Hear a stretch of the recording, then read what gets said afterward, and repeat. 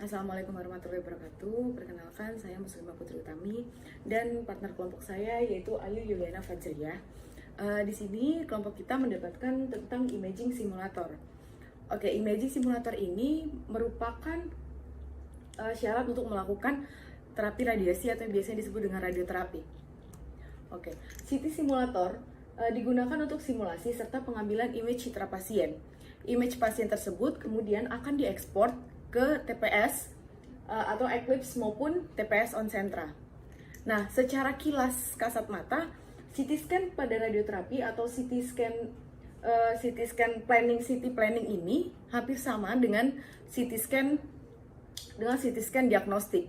Akan tetapi ada 3 hal yang menonjol perbedaannya, yaitu yang pertama, adanya laser vertikal dan horizontal, serta ukuran bor CT scan-nya itu lebih besar kalau untuk radioterapi, serta adanya CCTV di ruangan CT simulator ini. Oke, secara teorinya ini ada beberapa perbedaan dari CT simulator itu sendiri. Yang pertama, CT scanner dengan tabletop khusus, flat, dan diameter apertura yang lebih besar dari CT scanner diagnostik.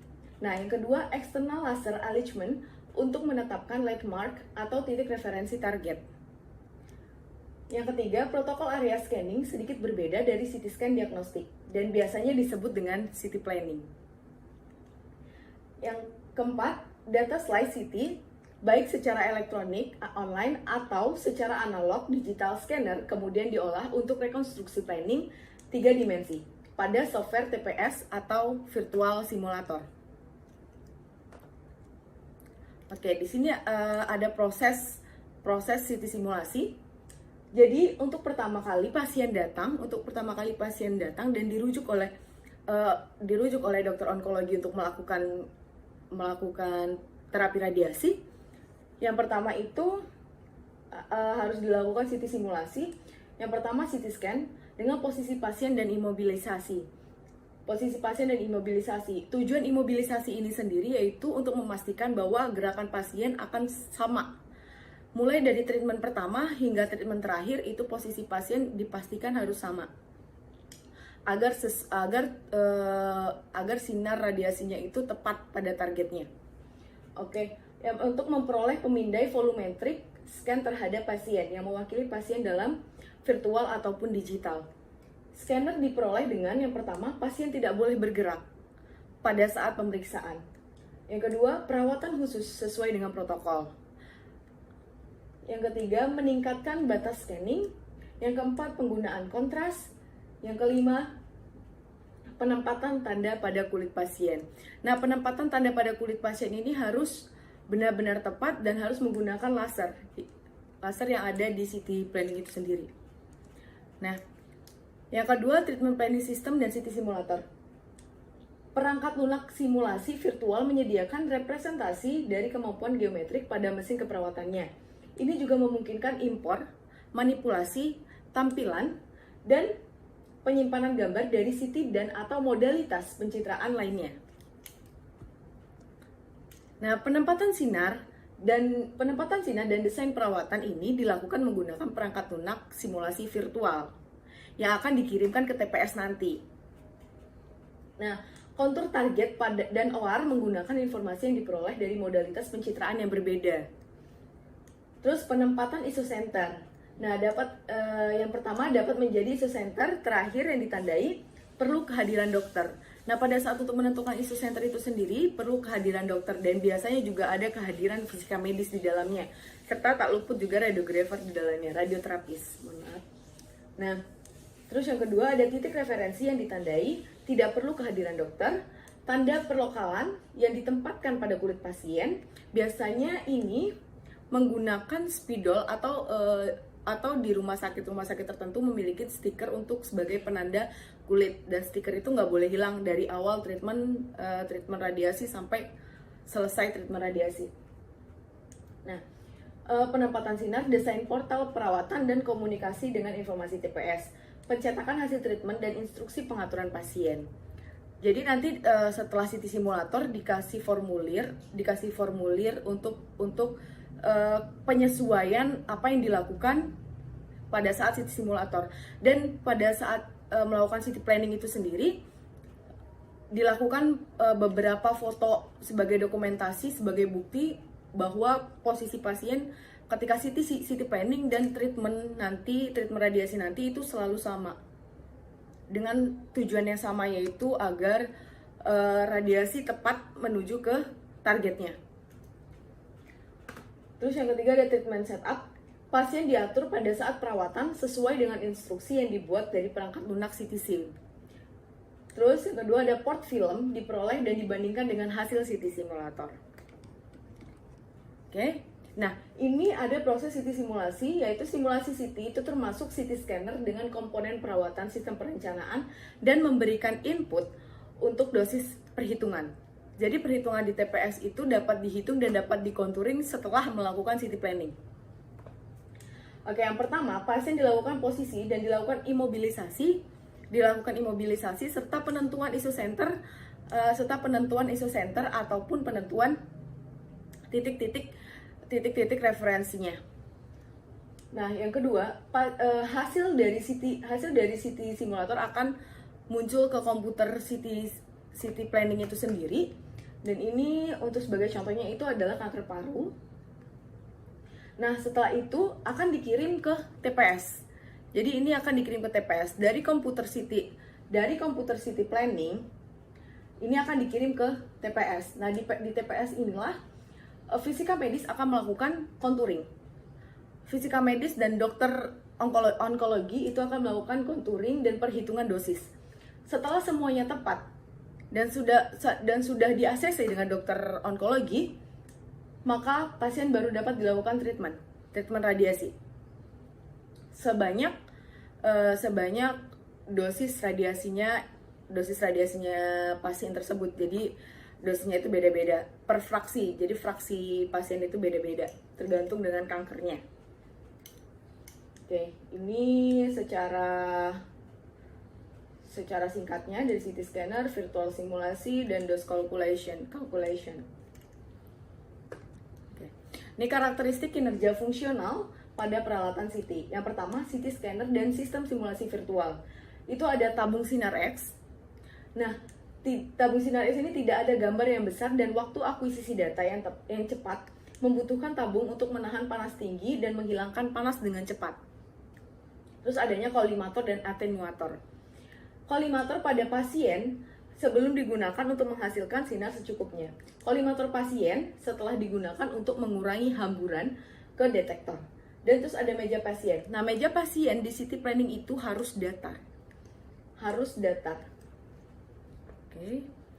Ada komputer workstation yang merupakan beberapa mikroprosesor mengkoordinasikan pengaturan pemindaian parameter, produksi X-ray, akuisisi data, pemrosesan transmisi data, dan tampilan gambar yang direkonstruksi. Terus selanjutnya ada laser penandaan pasien atau posisi laser. Nah, disinilah itu harus menentukan posisi isosenternya yang memerlukan dokter onkologi, fisika medis, dan radioterapis. Nah, ini digunakan untuk menandai pasien. Pentingnya pada laser sagital yang dapat bergerak karena meja CT tidak dapat bergerak ke samping. Jadi, laser pada bagian sagital ini sangat penting. Karena kenapa? Meja CT scan itu tidak bisa bergerak ke samping kanan dan kiri. Sedangkan nanti di linek, di pesawat untuk radioterapi itu ada beberapa bagian yang harus menggerakkan meja pasien itu sendiri gitu. Nah, ini untuk CT scan konvensional dan spiral CT. Nih, kalau CT konvensional itu mendapatkan data satu slice pada satu waktu. Spiral CT memungkinkan data menjadi acquired dan tube berputar secara terus-menerus. Jalur tabung membentuk pola helikal di sekitar pasien. Nah, multi-slice scanner, data proyeksi dari beberapa irisan diperoleh secara bersamaan, menggunakan beberapa deretan detektor pada sumbu Z, memungkinkan akuisisi pencitraan lebih cepat dari satu irisan. Nah, ini untuk image generation single slice. Ini ada gambar, jadi pasien untuk single slice. Oke. Dan ini untuk multi slice CT, jadi dia spiralnya itu dia multi. Ini one rotation multiply image. Ini ada gambar pertama, gambar kedua, gambar ketiga, dan gambar keempat. Jadi dia mampu menghasilkan gambar lebih dari satu gitu. Oke, CT scanner at single dan multi slice scanning. Nih, yang pertama lebar kolimator yang lebih luas. Lebar kolimator lebih luas, kolimasi pasca pasien, beberapa detektor area dari tahun 1992, Alcyon CT, Twin CT scan pertama yang mampu secara bersama memperoleh lebih dari satu irisan transaksial. Tahun 98, 4 produsen utama memperkenalkan scanner yang mampu men-scan 4 irisan secara serentak, dan sampai detik ini dan hari ini lebih dari 64 slice scanner tersedia secara komersial. Oke, ini secara singkat sejarah dari CT scan itu sendiri. Oke. Ini CT scanner multi slice scanning.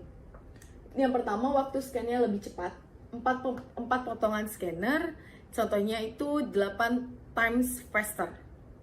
Terus untuk yang multi itu 0,5 second per rotasi dan 4 slice per rotasi. Kalau untuk single itu 1 second per rotasi dan 1 slice per rotasi. Nah, pemuatan panas tabung yang lebih rendah itu volume yang panjang akan tertutupin. Jadi volume yang panjang akan tertutupin per rotasinya. Nah, ditingkatkan resolusi sementara, waktu scan yang tepat, ditingkatkan spatial resolusi, slice yang tipis, noise pada gambar yang menurun, tersedianya MA yang lebih.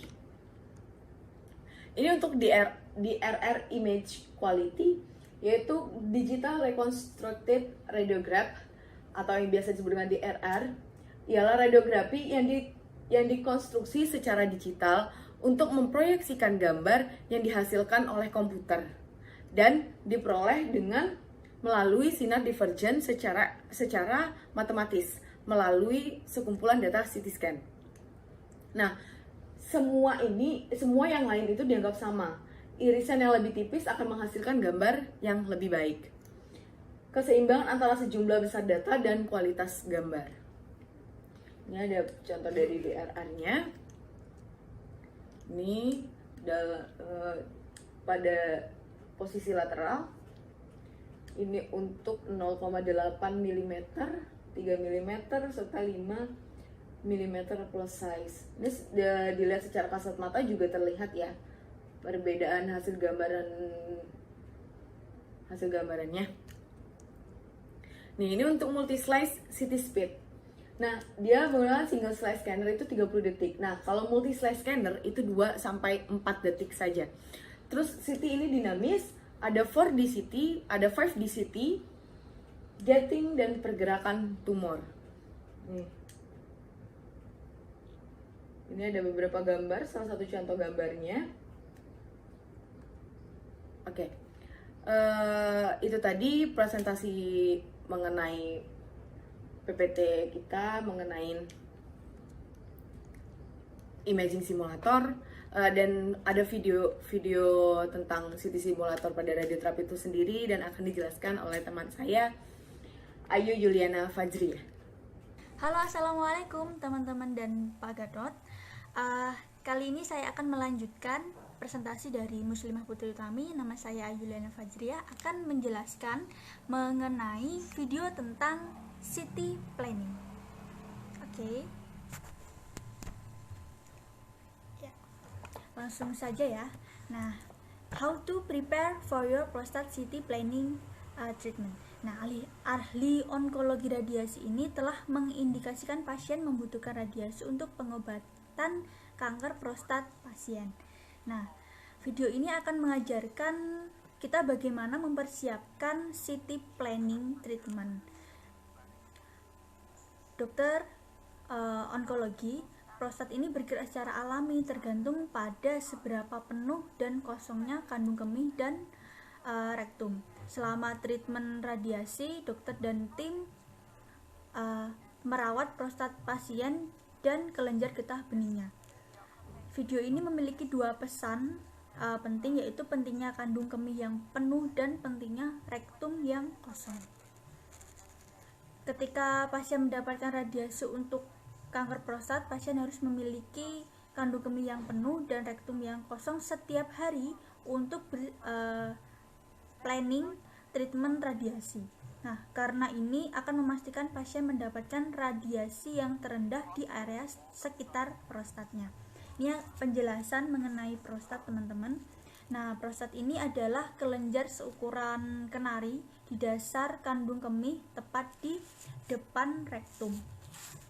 Nah, untuk memastikan bahwa organ-organ di sekitar prostat seperti kandung kemih, usus dan rektum mendapatkan dosis terkecil radiasi. Nah, tim medis membuat rencana treatment hanya untuk kesehatan dari pasien itu sendiri. Oke. Ini dijelaskan prostatnya. Dan tujuan dari rencana ini untuk memastikan bahwa prostat pasien selalu berada di tempat yang sama ketika mendapatkan treatment. Oke, ini. Sebelum pasien memulai treatment radiasi, pasien akan datang untuk CT scan planning. Untuk CT scan planning ini harus mengisi kandung kemih secara penuh.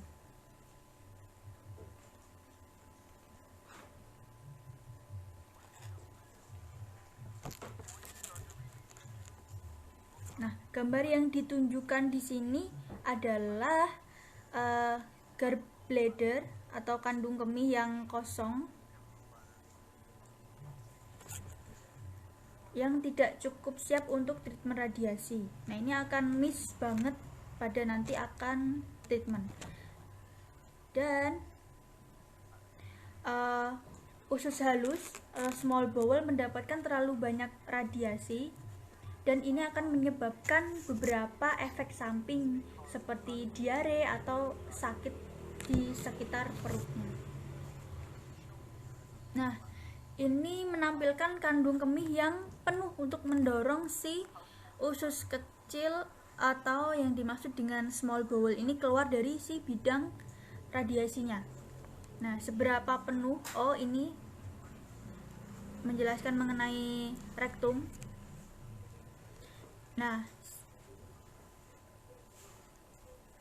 Untuk planning CT scan, pasien memerlukan rektum yang kosong. Gambar yang ditampilkan ini adalah rektum yang penuh, yang terlalu banyak gas dan tinja. Ini mendorong rektum masuk ke dalam treatment yang akan mendapatkan radiasi yang harusnya dia tidak mendapatkan radiasi. Jika rektum pasien ini tidak kosong karena memiliki terlalu banyak gas dan tinja, dapat memindahkan prostat dari area radiasi, dan ini sangat berbahaya.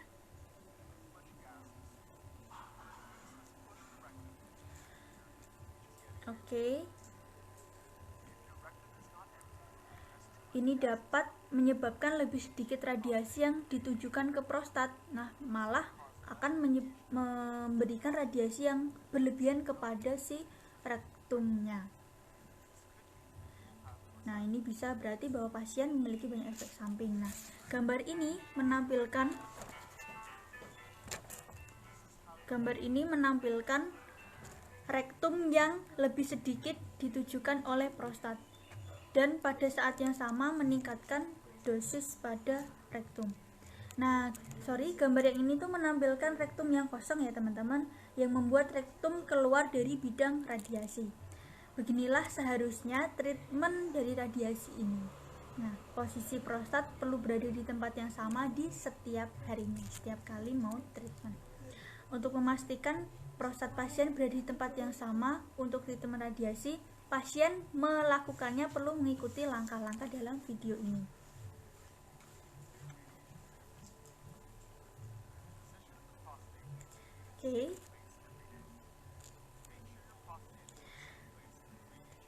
Selanjutnya, dengan instruksi yang dijelaskan dalam video ini akan membantu pasien dalam bersiap-siap CT scan planning treatment. Nah, untuk bersiap-siap penjadwalan, nah pasien perlu minum 50 ml air dalam 14 menit sebelum perjanjian atau penjadwalan. Nah, mencoba untuk mengisi perut, mengosongkan perut. Jadi pasien ini harusnya berusaha untuk mengosongkan isi perut pada pagi hari saat penjadwalan. Nah, jika perlu pasien pergi ke kamar mandi, kamar kecil maksudnya, begitu sampai di cancer center. Nah, silakan untuk memberitahu petugas tim medis radioterapi. Nah, setelah itu pasien perlu minum air lagi untuk mengisi kembali si kandung kemihnya.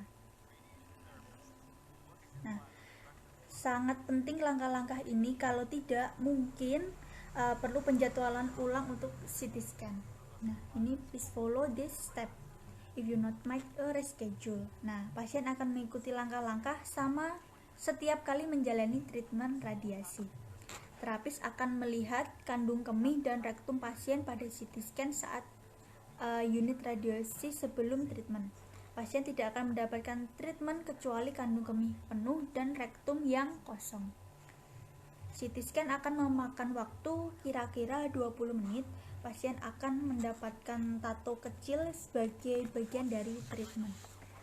Nah, dosis dan dokter dan tim terapis ini harus menato area tempat pasien akan mendapatkan treatment, sehingga terapis akan memastikan mendapatkan treatment di tempat yang sama setiap harinya.